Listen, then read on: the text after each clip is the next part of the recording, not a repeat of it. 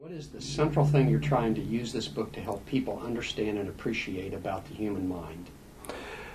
The central message is that you don't have to fear getting old and losing your mental faculties. And why? Because Alzheimer's disease is a myth.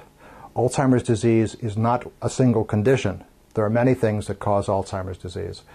Alzheimer's disease is intimately related to aging. It's a process we all go through. It's an opportunity to grow mentally and spiritually as well as to run the risk of failure.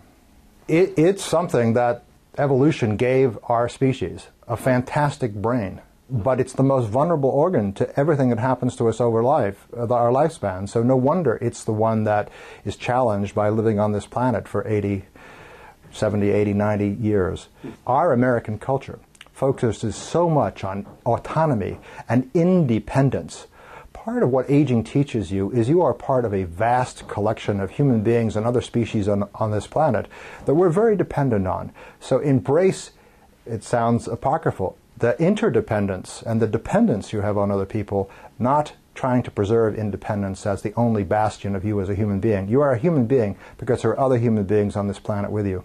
There's a natural instinct to fear the mortality of your parents as a reflection of the fear for your own mortality.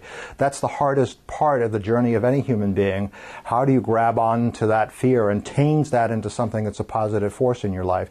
Change it into an appreciation for your parents today in the moment and not be so fearful about what might happen to them in the future. I first learned of the concept of a senior moment as a psychology undergraduate. It's called TOT, tip of the tongue. And who hasn't had that moment?